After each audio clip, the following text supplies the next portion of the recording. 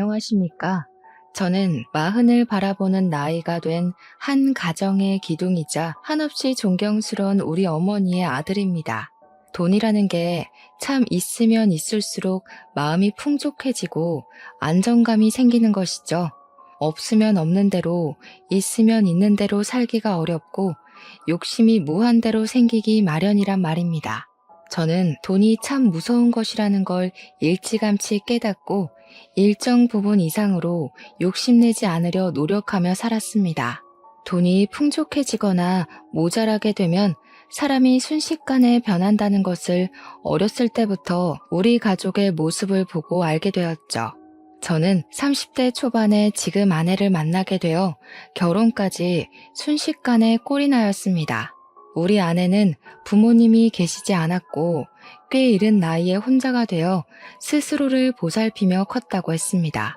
고등학생이던 시절 어머니를 잃고 아버지는 알코올 중독자가 되어 하루하루를 술로 달래며 사셨다고 했습니다. 모종의 사건으로 인해 치료감 호소에 들어가게 되었고 알코올 중독 치료를 받던 도중 간이 급격하게 굳어가며 사망하게 되었다는 이야기를 아내에게 전해들었죠. 자세하게 이야기하지 않았기 때문에 대충 굵직한 일들만 알고 있었지만 그 이야기만 들어도 아내가 얼마나 불우한 학창 시절을 보냈는지 가늠할 수 있었습니다. 우리 아내는 참 길을 잃어버린 사람처럼 살았다고 하더라고요. 아르바이트를 통해서 딱 먹고 살 정도로만 돈을 벌었다고 하더군요. 그도 그럴 것이 고등학생 시절에 두 부모를 잃었는데 직장에 다닐 수도 없고 아르바이트로 버는 돈이 뻔하지 않습니까? 게다가 아무것도 모르는 학생들을 악덕 업주들이 얼마나 등쳐먹었을지 상상이 되더군요. 아내의 하루는 참으로 고단하다 하였습니다. 학교에 가서 밀린 잠을 자고 학교 수업이 모조리 끝난 오후 시간부터 패스트푸드점 24시간 뼈해장국집 설거지, 아침에 요구르트 배달까지 했다고 하더군요. 집에서는 겨우 3, 4시간 쪽잠을 자고 학교에서 수업 시간 내내 졸았다고 하니 당연히 공부에는 전혀 시간을 쏟지 않았다고 했습니다. 어머니가 돌아가셨을 때 아주 조금 받은 보험금으로 작은 달방 월세를 내고 살다가 고깃집에서 아르바이트를 하던 시절에 저를 알게 된 것이었습니다. 저는 지방에서 학창 시절을 보내고 대학을 서울로 오게 되어 서울에서 자리를 잡고 취직까지 한 상태였죠. 원룸을 얻어서 혼자 살고 있었기 때문에 대부분 저녁을 바깥에서 해결했는데 그날은 집 앞에 있는 고깃집에서 대학 친구들과 회포를 풀던 날이었습니다. 새초롬하게 생겨서 하나로 질끈 묶은 여자가 가느다란 팔뚝으로 된장찌개 뚝배기 5-6개를 한 번에 서빙하는 게 눈이 가더군요. 그러던 어느 날 같은 원룸에 살고 있는지 몰랐던 아내가 퇴근하고 집에 돌아오는 저랑 현관 입구 앞에서 딱 부딪히게 된 겁니다. 아내의 얼굴이 사색이 되어 있고 시퍼렇게 질려서 덜덜 떠는 걸 보고는 이거 보통 일이 아니구나 싶어서 아내를 붙잡았죠. 도둑이라도 들었냐, 나쁜 일이라도 당한 거냐, 경찰에 신고를 해줄까 하면서 괜찮으니까 말해보라고 덜덜 떠는 아내를 안고 달래주었습니다. 밀어낼 법도 한데 정신이 오죽 없었는지 제가 끌어안고 있는데도 벌벌 떨면서 집에라는 말만 반복하더라고요. 집에 도둑이 있냐고 마침 현관 입구 앞에 놓인 장우산이 보이길래 우산을 들고 몇 호로 가면 되냐고 비장하게 물었죠. 그러자 아내가 하는 말이 도둑이 아니라 바퀴벌레가 집에서 나왔다고 하는 겁니다. 순간 허탈한 마음도 잠시 웃음이 피식 나오더군요. 저한테 얼마나 컸는지 아냐며 잡아달라고 애원을 하길래 알겠다고 아내의 집으로 가게 되었습니다. 아니나 다를까 반지하층에 살고 있었던 아내의 집에 가끔 벌레가 기어들어온다고 하더라고요. 그때까지만 해도 아내가 돈이 없어서 반지하에 살고 있다는 생각을 전혀 못했던지라 부모님께 말씀드려서 위층으로 이사를 가라고 해버렸죠. 아내는 멋쩍게 웃으면서 그냥 벌레나 잡고 가달라고 하더라고요. 사색이 되었던 아내 얼굴이 눈에 밟히기도 했고 그 뒤로도 몇 번이나 아내의 집에 찾아가 벌레를 잡아주었습니다. 저한테 매번 이러는 건 아니라며 크고 날개가 달린 것들은 도저히 무서워서 죽일 수가 없다고 하더라고요. 벌레는 끔찍하게 싫다고 진저리를 치는데 그 모습이 귀여워서 큰 벌레가 나오면 언제든지 잡아주겠다고 연락하라고 휴대폰 번호도 알려주었습니다. 아내는 고맙다고 나중에 고깃집에 놀러오면 된장찌개를 서비스로 주겠다고 이야기를 하더라고요. 여름에는 아무래도 창문을 열어두는 경우가 있으니까 벌레가 들어오기 더 쉬울 것 같아서 창틀에 약도 다 뿌려주고 했습니다. 아내랑 저는 벌레를 통해 친해지게 되었고 그 후로도 종종 아내가 아르바이트하는 고깃집에 가서 밥을 먹었습니다. 아내가 서빙을 하는 경우는 진짜 손님이 넘치게 많을 때만 가끔 도와주는 거고 평소에는 주방에서 일을 한다고 하더라고요. 요리 하나는 기가 막히게 한다면서 제가 갈 때마다 계란찜이랑 된장국수, 찌개를 서비스로 줬는데 진짜 너무 맛있는 겁니다. 그 맛을 잊기 힘들어서 생각날 때면 가끔 고깃집에 찾아가서 시켜 먹곤 했는데 사이드 메뉴를 시키려면 고기를 또 주문해야 하잖아요. 혼자 시켜 먹기에는 너무 양이 많고 고깃값이 부담되기도 하고 그래서 일을 어쩌나 싶었죠. 아내의 집에 일주일에 한 번 벌레 약에 죽은 놈들을 처리해주러 가야 했기에 그냥 대놓고 물어보았습니다. 벌레를 잡아주는 대신 가끔 집에서 된장찌개도 좀 해주고 국수도 말아주고 하면 안 되냐고. 그게 너무 맛있다고 말이죠. 그랬더니 아내가 박수를 짝 치면서 완전히 가능하죠 하면서 안 그래도 뭘로 보답하는 게 좋을까 고민했었다면서 당장 밥 해주겠다고 하더라고요. 그렇게 우리 집에서 같이 밥도 먹고 그러다가 자연스럽게 눈도 맞고 연애도 시작하게 되었습니다. 그때까지만 해도 아내의 속사정은 몰랐기 때문에 실수를 몇 번 하긴 했죠. 아내가 속내를 털어놓고 나서야 진짜 힘들게 살았었구나 하는 걸 알게 되어 조금 부끄럽기도 했습니다. 제 인생은 나름 순탄하고 꽃길만 밟고 그랬거든요. 아내는 저보다 4살이나 어렸지만 생활력이 강한 사람이었고 이 사람의 집이 어떻고 조건이 어떻든 간에 함께 하고 싶다는 마음이 절절하게 들었습니다.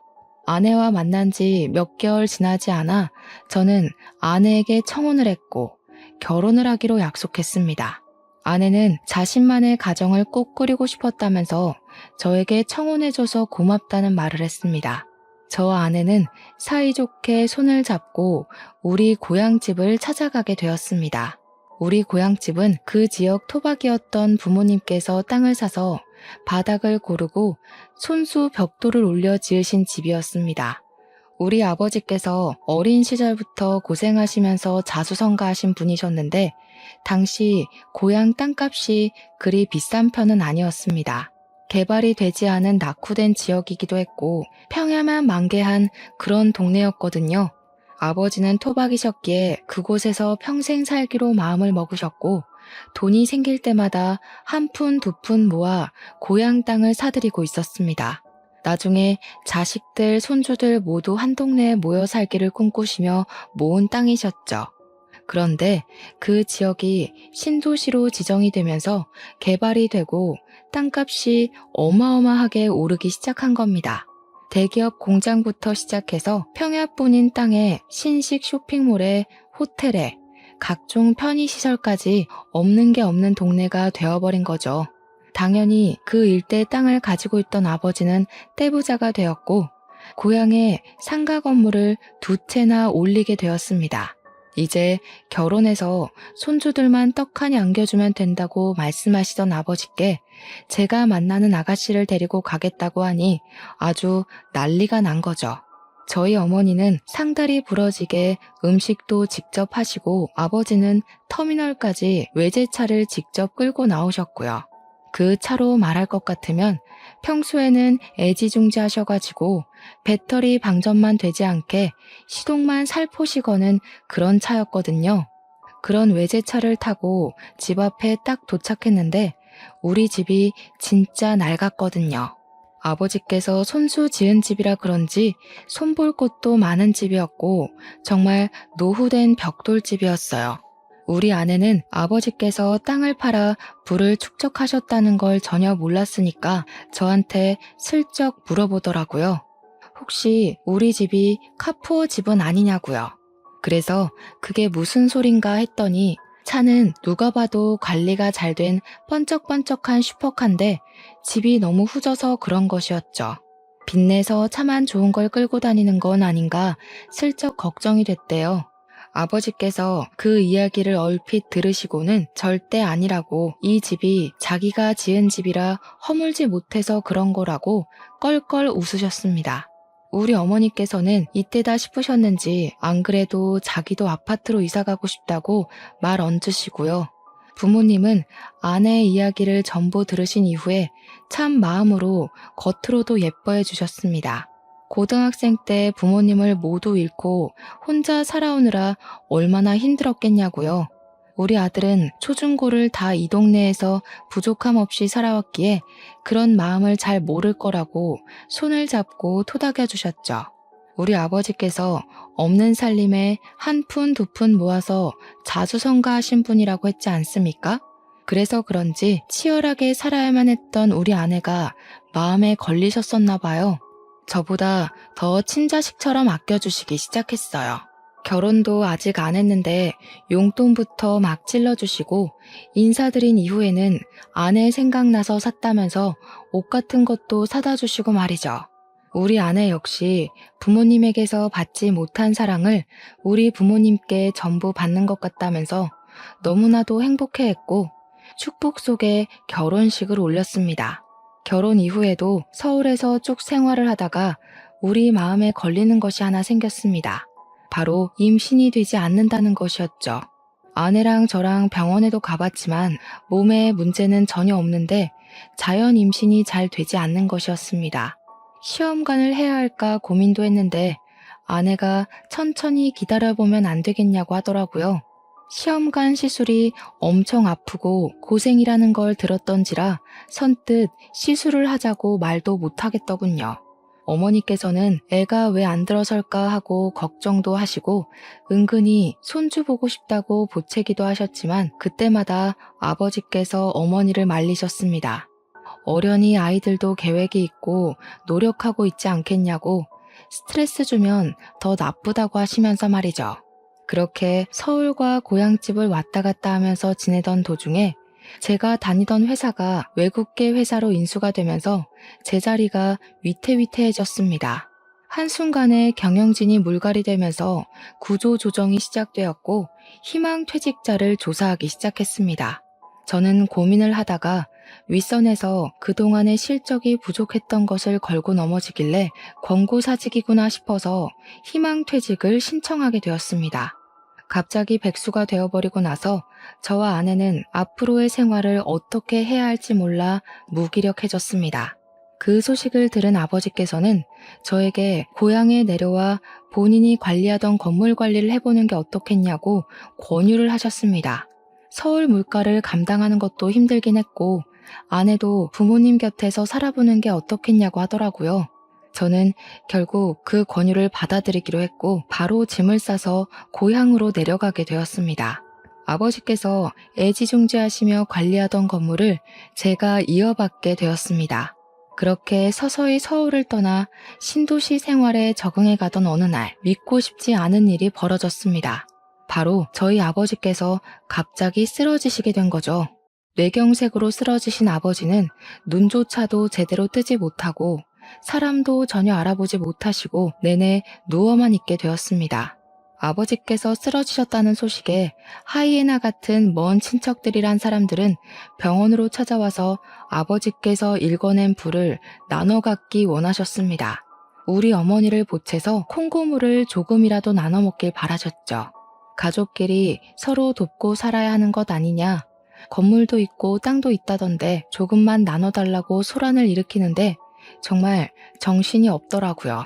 우리 아내가 화가 나서 지금 아버님이 누워서 사경을 헤매고 있는데 여기 와서 그딴 소리 하고 싶냐고 전부 쫓아냈습니다. 그러더니 하루라도 빨리 변호사를 선임해서 유산 정리부터 하는 게 좋겠다고 저에게 이야기를 하더군요. 이렇게 내버려 두다가는 먼 친척들이라는 사람들이 핏줄 운운하면서 다 털어가게 생겼다고 하는데 뭔가 좀 그렇더라고요.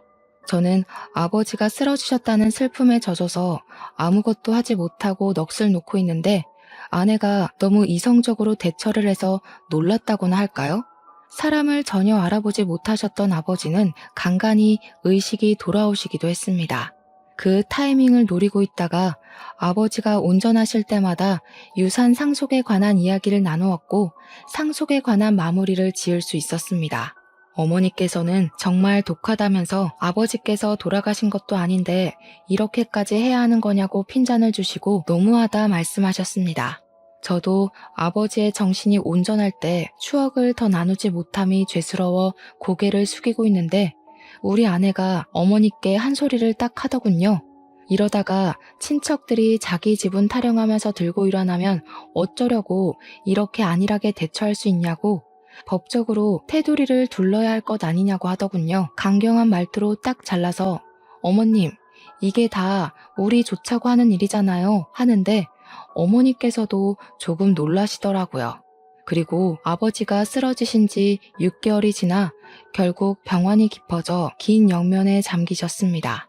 저랑 어머니는 엉엉 울면서 아버지의 죽음을 받아들이지 못하고 있는데 우리 아내가 자꾸 장례식장 밖으로 나돌기 시작하더군요. 손님이 오시면 가족들이 전부 인사를 해야 하는데 아내가 자꾸 자리를 비우더라고요. 어디 갔나 찾아보면 장례식장 밖에 쪼그려 앉아있고 커피 자판기 앞에 앉아있고 말이죠. 처음은 아버지와 사이가 좋았으니까 상심이 커서 그런 거구나 하고 이해하려고 했는데 시간이 지날수록 아내는 이해가 되지 않는 행동만 했습니다. 3일 내내 밖에서 얼쩡거리고 손님이 와도 시큰둥하고 장례식장 안으로 들어오려고 하지도 않은 채 표정은 점점 나빠지고 말이죠. 우리 아내한테 처음으로 실망도 하고 속도 많이 상하고 그랬습니다. 그렇게 장례를 치르고 난 다음에 다시 한번 우리 가족의 속이 뒤집히는 일이 일어났습니다. 바로 상속세에 관한 문제였습니다. 저랑 아내, 우리 어머니까지도 가진 돈이 별로 없었거든요. 전부 아버지의 재산이었고 아버지께서 그리 갑자기 돌아가실지 몰랐기에 재산을 분산시키지도 않았고요. 근데 모든 재산을 제가 상속을 받게 되면서 상속세를 내야 하는데 현금이 전혀 없었던 겁니다. 결국 아버지의 건물 한 채를 금매로 팔아야만 세금을 낼 수 있다는 걸 알고 그 건물을 팔아버렸죠. 그 돈에서도 상속세가 지불되면서 남는 게 별로 없게 된 겁니다. 결국 추가로 대출까지 받아서 세금을 물어야 했습니다. 거기에 종부세까지 턱하니 겹쳐지니까 정말 정신이 없더라고요. 그런 와중에 우리 아내가 그러더군요. 건물 1층 세입자 계약이 끝나가는데 그 자리에서 자기가 장사를 하면 안 되겠냐고요. 저랑 어머니는 그런 아내를 당연히 말렸죠. 그 자리가 제일 돈이 되는 자리인데 거기에 아내가 가게를 내게 되면 고정적인 월세가 사라지는 거나 다름없었으니까요. 그리고 가게를 해서 잘 꾸릴 수 있다는 보장도 없지 않냐고. 아내에게 그건 아닌 것 같다고 했더니 아내가 저한테 씩씩거리면서 화를 내더라고요. 자기한테 그만큼의 투자도 해줄 수 없는 것이냐며 왜 못 해준다는 말만 반복하냐고요. 잘 될지 망할지는 해봐야 아는 거 아니냐고 하면서 아버지께서 살아있었더라면 자기한테 그 자리를 주고도 남았을 거라고 말했습니다. 월세 몇백만 원이 아까워서 그런 거냐고 더 벌 수 있다고 호언장담을 하는 겁니다. 어머니께서는 머리 아프다고 하시며 부부 문제는 부부가 알아서 하라고 하시는데 아내는 끈질기게 저를 설득했습니다. 저는 결국 2달 뒤에 세입자가 계약이 끝나 나가고 그 자리에 아내 가게를 차려줄 수밖에 없었습니다. 저한테 지금 와서 취직이 되는 것도 아닐 거고 자영업밖에 할 수 있는 게 없지 않냐고 꾸준히 이야기를 하는데 저도 설득되고 만 것이죠. 아내는 고깃집에서 일했던 경력을 살려서 고깃집을 오픈하게 되었습니다. 오픈 초기에는 손님이 정말 많이 왔어요. 우리 아내 음식 솜씨가 정말 좋기도 했고 반찬들이나 사이드 음식들이 맛있어서 그런지 사람들이 점심에도 점심 메뉴를 먹으러 찾아왔었죠. 문제는 저희가 재료 단가에 눈퉁이 맞고 있었던 겁니다. 저렴한 고기를 웃돈 주고 사고 있었던 거죠. 그렇게 몇 개월의 시행착오를 거친 뒤에서야 겨우겨우 자리를 잡았습니다. 고깃집을 하려면 가장 중요한 반찬이 뭔지 아십니까? 된장찌개? 열무국수? 김치? 전혀 아닙니다. 바로 파절이입니다. 나머지는 완제품을 팔기도 하고 도매상에게 조달받아서 하면 되는데 파절이는 그게 아니거든요. 우리 부부는 파절이에 나오는 파채만 도매상에게 공급받고 있었는데 하필 그 업체에 문제가 생기고 만 것이죠. 그래서 파채를 받아올 수가 없게 되어서 일일이 파를 채칼로 썰어야 하는 일이 벌어지게 된 것입니다. 저랑 아내랑 둘이 아무리 썰어대도 시간이 너무 오래 걸리고 하루빨리 파채 공급을 알아봐야겠다고 생각한 찰나 신도시에 대기업 공장들이 많이 들어왔다고 했었잖아요. 거기 중 한 곳에 이력서를 넣어두었는데 최종 합격했다고 연락이 딱 온 겁니다. 저는 당장 출근을 해야 하지 일손은 모자라지 아내는 결국 어머니에게 도움을 요청할 수밖에 없었죠. 아버지와 사별하고 기운이 없었던 어머니께서는 고민 끝에 일손을 도와주기로 하셨습니다. 저야 어찌 보면 너무나도 감사한 일이었죠. 무기력하게 지내던 어머니께서 일이 바빠지니 점점 활력도 도는 것 같아 보이더라고요. 저는 2교대 근무를 하면서 공장 일에 적응하고 있었고 아내는 가게를 열심히 꾸려가고 있었습니다. 교대 근무를 하다 보면 일상 패턴이 완전히 뒤바뀌게 되거든요. 그날은 아침에 퇴근을 하고 집에서 자고 있었는데 시끄러운 소리가 들리더라고요. 뭔 일인가 싶어서 잠결에 귀를 쫑긋하니 어머니와 아내가 싸우고 있는 게 아니겠습니까? 저는 자다 깨서 거실에 나가 무슨 일이냐고 물어보았습니다. 그러니까 우리 어머니께서 하는 말이 더는 일 못 도와주겠다면서 직원을 구하라고 하시는 겁니다. 우리 아내는 갑자기 이렇게 일을 못하겠다 하시는 게 어디 있냐, 새 사람 구할 때까지만이라도 일을 도와달라고 하고 있었죠. 어머니께서는 어이없어 하시며 말을 하셨습니다. 내가 무슨 돈을 받는 것도 아니고 이런 무료 봉사 더는 못하겠다. 사람이 어떻게 그리 속물일 수가 있어? 내가 살다 이런 애는 또 처음 본다. 하루 종일 파채 써느라 눈도 맵고 손끝까지 매워서 저리기까지 하는데 월급도 제대로 안 주는 게 말이니? 어머님, 가족끼리 무슨 월급을 받으면서 일을 한다고 그러시는 거예요. 파채 써는 일만 아니면 사람 쓸 일도 없어요. 가게 사정 다 아시면서 돈 하는 게 너무 하시는 거죠. 제가 하루빨리 업체랑 계약해서 조달받던가 해야지. 왜 갑자기 파채들이 품절 현상이고 이러는 건지 정말. 저는 아무리 그래도 우리 어머니에게 월급은 제대로 주면서 일을 시키는 줄 알았단 말이죠. 무슨 일이냐고 자세하게 말을 해보라고 하기도 전에 줄줄 이야기를 하는데 머리가 어지러울 정도였습니다.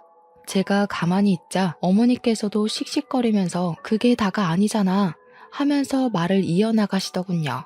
그게 전부면 말을 안 해. 밑반찬 만들어야 한다고 김치 담가, 샐러드 만들어 파채 썰어.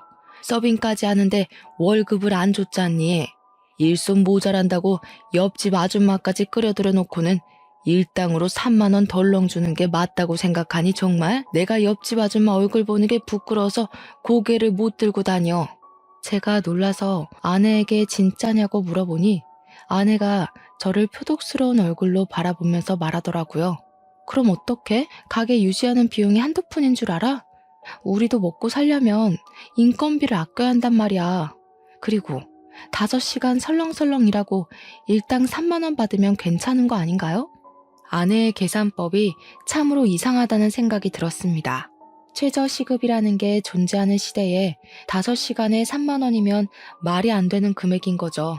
거기다가 고깃집 일이라는 게 조금 힘든 것도 아니고 얼마나 노동인지 다들 아시지 않습니까?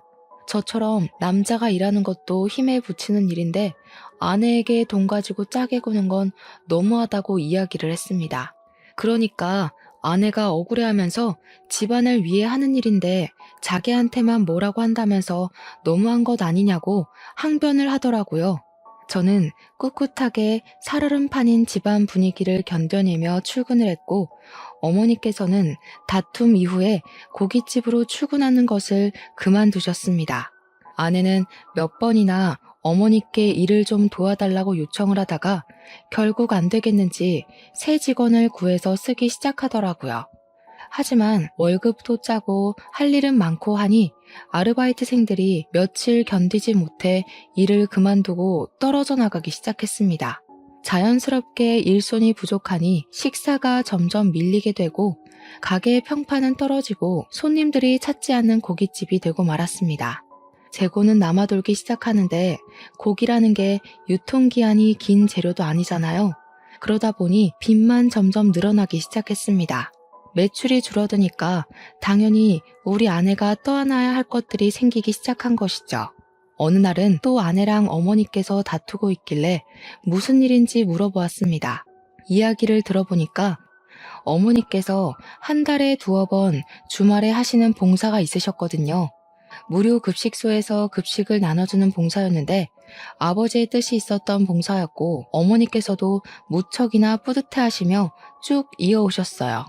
아버지께서 어린 시절 고생을 하시면서 배 골아 힘들었던 기억을 잊지 못해 시작한 봉사였습니다.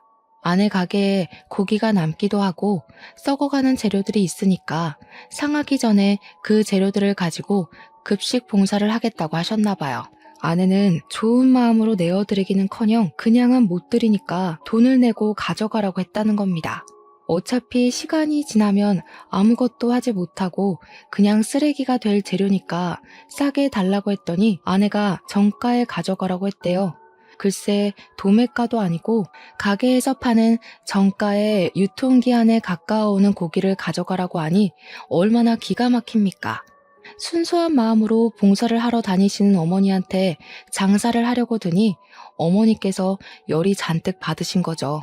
어차피 내버려두면 음식물 쓰레기로 처리될 것들을 불우한 이웃을 위해 쓰는 게 뭐가 어렵냐고 아내에게 소리를 치신 겁니다. 그러니 우리 아내고 콧방귀를 픽 끼면서 선을 세게 넘어버리고 말았던 거죠. 그 사람들 도와서 얻는 게 뭐가 있는데요? 고기맛 좋다고 우리 가게 와서 회식이라도 하겠대요? 거지새끼들이? 그 말에 저도 경악을 금치 못했고 우리 어머니께서도 부들부들 떨다가 아내의 뺨을 확 후려치셨습니다. 저는 어머니의 행동에도 놀랐죠. 아내 역시 뺨을 맞았다는 게 충격이었는지 아무 말도 못하고 어머니를 노려보고 있더라고요. 우리 어머니께서는 아주 침착하게 아내를 향해 깊은 분노를 표출하셨습니다. 너 원래 이렇게 못돼 처먹은 애였니? 우리 남편이 너 고생하며 자랐다고 안쓰럽다고 챙긴 게 내 평생의 한이다. 이렇게 못되고 막대 먹은 아이인 줄 알았으면 진즉에 우리 집에 들이지도 않았을 거야. 마음을 곱게 쓰지 않으니까 너에게 아이도 들어서지 않는 거야. 이 양심도 없는 계집애. 어머님, 어떻게 아이가 들어서지 않는 이유를 거기다가 갖다 붙여요? 마음을 곱게 쓰고 봉사를 하면 애가 들어선다고 누가 그래요? 꿈에 삼신할미라도 나와서 이야기를 해주시던가요? 어머니를 비꼬면서 또박또박 말대답을 하는데 그 꼴을 보고 있자니 제가 다 열이 받고 화가 나더라고요. 그래서 아내에게 소리치면서 이야기를 했죠. 우리 어머니한테 그게 무슨 발버릇이냐고요. 솔직히 내가 생각해도 너 너무 많이 변한 것 같다. 처음 만났을 땐 이렇게 돈 타령하는 애도 아니었다고 합니다. 당장 우리 어머니한테 사과하지 않으면 나도 강경하게 나가겠다고 하니까 아내가 저를 째려보더라고요. 무서울 줄 알고? 이제 공장 출근하면서 돈 좀 번다고 유세 떠는 거야 뭐야? 솔직히 당신이 나한테 해준 게 뭐가 있어? 내 일을 도와줬어, 뭘 해줬어? 타지에 와서 친구도 없이 괴로워하는 나한테 당신이 내 친구가 되어주긴 했어? 너무한 게 누군데? 물론 아내가 연고도 없는 동네로 내려와 심적으로 우울해하는 걸 알고 있어서 제가 얼마나 노력을 했는지 모릅니다. 시간이 될 때마다 밖에 돌아다니며 데이트를 하려고 했고 아내의 취미 생활도 이해하려고 노력했고요. 제 노력은 깡그리 무시를 하고 자기 잘못은 하나도 없다는 식으로 이야기를 하는데 그냥 넘어가면 안 되겠더라고요. 지금 가게 운영한답시고 집안을 빚을 내는 게 다 누군데 저한테 이런 식으로 이야기를 할 수 있단 말입니까? 화가 머리끝까지 차오른 저는 아내에게 딱 잘라 이야기를 했습니다. 앞으로 가게 유지하고 싶으면 우리 어머니께 월세를 내는 게 좋겠어. 그 자리가 한 달에 200만 원짜리 자리였다는 거 알고 있지? 앞으로 매달 5일에 우리 어머니 통장으로 자릿세 200만 원씩 송금해. 지금까지 공짜로 그 자리 쓰게 해준 게 내 마지막 배려였으니까. 그러니 아내가 놀래서 기겁을 하더라고요. 가족끼리 월세를 받는 게 어디 있냐면서 이제 치사하게 건물 가진 걸로 유세 떠냐고 하더라고요. 저도 아내의 말에 따박따박 반박을 해줬죠. 가족끼리도 다 썩어가는 고깃집 정가 받으려고 눈에 불을 켜는데 월세가 뭔 대수겠냐고요. 제가 논리적으로 반박을 하니까 아내가 인심 쓰듯이 우리 어머니께 그 재료들 전부 들고 가서 급식 봉사하는 데 쓰시라고 하더라고요. 기분은 기분대로 상하게 만들어 놓고 누굴 거짓 취급하는 건지 우리 어머니께서도 됐다고 하시더군요. 다 썩어가는 식재료 써봐야 좋은 소리 못 들을 거라며 도매상에게 신선한 재료 구입해서 쓸 거라고 하셨습니다. 다 말라 비틀어진 재료 누가 쓴다고 인심 쓰듯 이야기하냐며 방으로 쏙 들어가셨죠. 들어가시면서 멍하니 서 있는 아내에게 매달 5일에 월세 200만 원씩 송금하는 거 절대로 까먹지 말라고 매달 체크할 거라고 신신당부를 하셨습니다. 아내는 그 이후로 며칠 동안 아주 죽은 듯이 숨만 쉬면서 살았습니다. 가게에 출근할 때도 항상 요란스러웠던 아내가 발소리조차 죽이면서 깨갱하면서 다니더라고요. 그렇게 며칠이 더 흐르고 월세를 준비하려고 했던 5일이 되자 아내는 태어난 척하면서 출근 준비를 하더라고요. 그때까지도 어머니나 저나 아내에게 월세 이야기를 한 번도 꺼내지 않았기 때문에 아내도 그냥 해본 소리나 보다 싶었나 봅니다. 5일 아침에 출근하려던 아내에게 어머니께서 월세 오늘 보내는 날인 거 까먹지 않았겠지? 하면서 물꼬를 트셨습니다. 아내가 월세라는 단어에 화들짝 놀라서 눈을 동그랗게 뜨고 어머님, 그 월세 진짜 받으시게요? 하면서 대꾸를 했죠. 어머니께서는 그럼 내가 없는 소리를 일부러 하겠냐고 월세 준비하라고 이야기를 하셨습니다. 아내는 지금 당장 200만 원이 어디 있겠냐고 어머니께 좀 봐주세요. 앞으로는 썩기 전에 재료 잘 드릴게요. 하고 나가더군요. 어머니께서 여기서 멈추셨다면 당연히 제가 사연을 적지 않았겠죠. 5일에 월세가 입금되지 않자 어머니께서는 6일 날이 밝자마자 바로 우체국으로 가셔서 아내에게 내용 증명을 보내셨습니다. 저도 어머니께서 그렇게까지 하실 줄은 상상도 못했지만 아내가 너무 경우 없이 굴었던 그날이 생각나서 잠자코 있었죠. 아내는 저에게 넌지시 내용 증명에 관한 이야기를 꺼내면서 진짜로 월세를 드려야 하는 거냐고 가족끼리 왜 이렇게 돈돈거리냐며 발을 동동 굴렀습니다. 저는 그런 아내에게 아무런 대꾸도 해주지 않고 싸늘한 눈빛만 보냈죠. 아내도 결국 느끼는 게 있었는지 보통 일로 끝날 것이 아니구나 싶었나 봅니다. 어떻게 구했는지 모르겠지만 아마 오기가 섞인 일인 것 같습니다. 200만 원을 어머니께 월세라고 떡하니 드리더군요.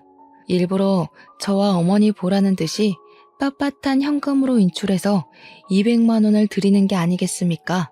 어머니께서는 굳이 보여주기 식으로 이런 짓 하지 말고 편하게 계좌로 이체하라고 일침을 놓으셨습니다. 하지만 파리만 윙윙 날리는 가게에서 매달 월세 200만 원을 어떻게 마련할 수 있겠습니까? 첫 달, 두 달은 호승심에 고개 빳빳이 들고 다니더니 3개월째 되는 날부터는 눈밑이 퀭해져가지고는 어머니 방문 앞에서 전전긍긍 하더라고요. 퇴근하고 돌아온 저를 보더니 눈물을 찔끔 흘리면서 매달 월세 200만 원은 너무한 것 같다고 하더라고요. 자기가 잘못했다면서 이러다가 빚만 늘어나게 생겼다고 한 달에 가게 순이익이 200만 원이 안 되는데 어떻게 월세를 감당하냐고 하더라고요. 말을 하면서 감정이 확 올라왔는지 나중에는 엉엉 울면서 자기 대출받아서 월세 내고 있는데 이자가 눈덩이라고 하는 겁니다. 한 번만 용서해달라고 어머니 방문 앞에서 막 두들기며 우는데 우리 어머니께서 인상을 팍 쓰시면서 나오셨죠. 월세 내라고 한 거 물을 마음 없다고 괘씸해서 이대로는 못 넘어간다고 엄포를 놓으셨습니다. 그동안 며느리랍시고 좋은 마음에 도와주고 해줬더니 당연한 줄 안다면서 저런 마음을 먹고 사는 애는 며느리라고 생각하고 싶지도 않다고 하셨죠. 아내는 손이 발이 되게 빌면서 뭐든 다 하겠다고, 가게도 접으라면 접겠다고, 눈덩이처럼 불어나는 이자가 무섭다고 했습니다.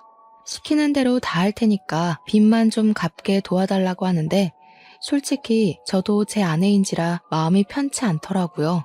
제가 이도저도 못하고 있으니까 어머니께서 한숨을 푹 내쉬셨습니다. 그동안 당한 게 있어서 억울해서라도 여기서 멈추면 안 되는 건데 앞으로 시키는 거 다 하겠다고 했으니까 고민을 좀 해보겠다고요. 그러니 아내가 그동안 밀린 대금에 직원 월급도 줘야 하는데 밀려 있다고 하더라고요. 그 정도로 가게 장사가 안 되고 있었는지는 미처 몰랐던 터라 저도 좀 미안한 마음이 들었습니다. 제가 취직이 안 되던 시절에 아내가 고깃집으로 생활비를 벌어왔던 것도 그랬고 돈돈거리기 전에는 가족들에게 참 잘했던 아내였으니까요.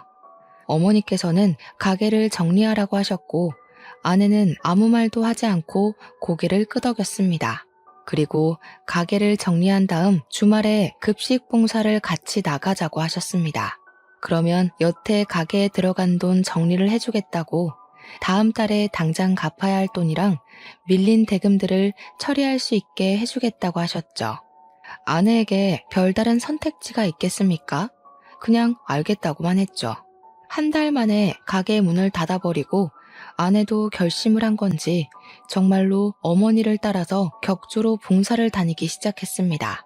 처음에는 무료 급식일이 그렇게 고된 일인지 몰랐다면서 저를 붙잡고 앓는 소리를 내면서 죽겠다 하더라고요. 저도 몇 번 아버지 따라서 해봤는데 수백 명의 급식을 준비하는 일이 쉬울 리 있겠습니까? 아내에게 버텨내야 하는 수밖에 없다고 했죠.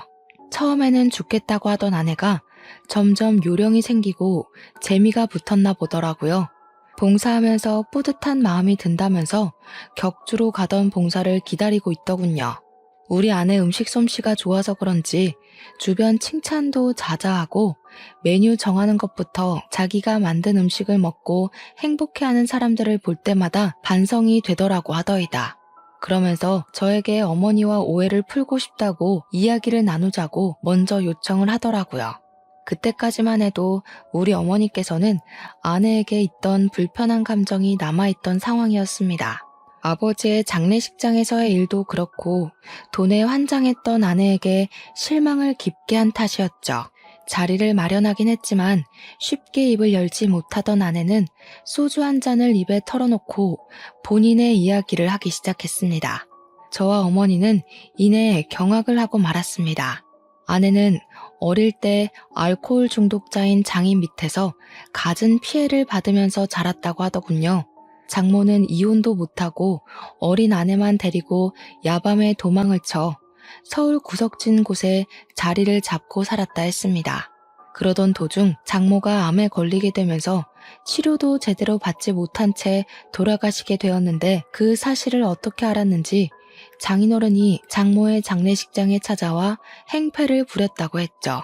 조문만 하고 돌아갈 줄 알았던 장인은 술을 처먹고 와서 장례식장에서 난동을 부렸고 어디서 가져왔는지 모를 강목을 휘둘렀다고 하더군요.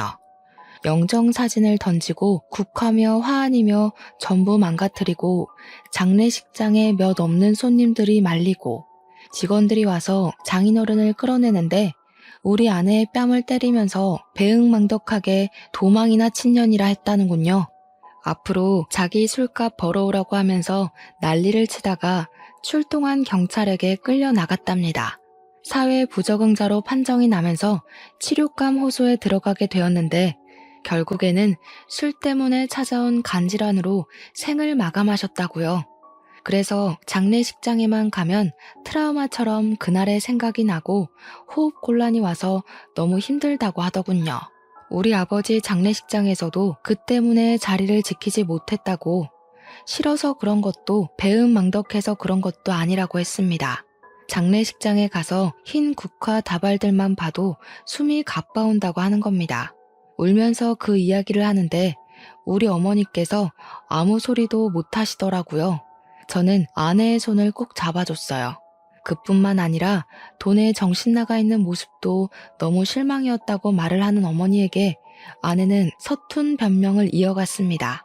장모가 돌아가시고 아내가 보험금을 수령했는데 장인이 법적 배우자로 남아있어서 그 보험금의 90%를 빼앗겼다고 하더군요.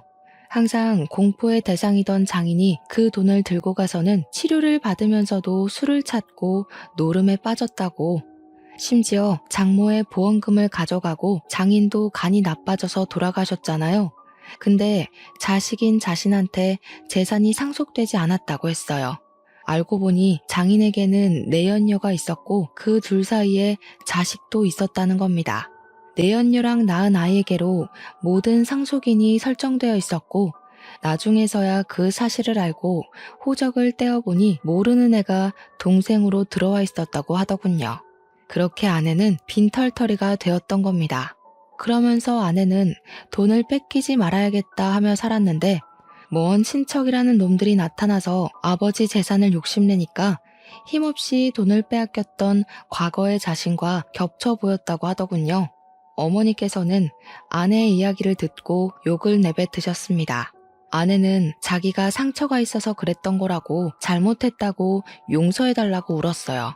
봉사를 하고 지내면서 자기도 마음을 다시 먹게 됐다고 했습니다. 이제 가진 것에 충실하게 살면서 욕심도 부리지 않을 거라고요. 그리고 저의 손을 잡으며 미뤘던 시험관 시술을 하자고 말했습니다. 우리 부부에게도 아이가 필요한 것 같다고 하더군요. 아이를 갖겠다는 소리에 어머니의 얼굴이 조금 풀리시기도 했습니다. 아무튼 저희는 모든 오해를 풀고 웃으며 자리를 마무리했어요. 그날 이후로 8개월 동안 주사를 맞는 고통과 정기적인 검사를 통해 시험관 시술에 성공했고 아내는 쌍둥이를 임신하게 되었습니다. 아이를 가졌다는 소식에 남아있던 모든 앙금을 털어낸 어머니는 아내를 다시 보살피기 시작하셨죠. 그렇게 시간이 흘러 벌써 임신 6개월 차가 되었습니다. 쌍둥이라서 임신 8개월쯤 되면 수술을 통해 출산을 하자고 하셔서 2달간 열심히 먹고 놀고 할 예정입니다. 아빠가 된다는 마음에 설레기도 하고 실감도 나지 않고 그러네요. 걱정이 되기도 하지만 우리 부부 그리고 우리 가족이 돈독해진 만큼 어떠한 고난도 잘 이겨낼 수 있을 거라 믿어 의심치 않습니다. 제 이야기를 끝까지 들어주신 여러분에게도 꼭 복이 있길 바라겠습니다.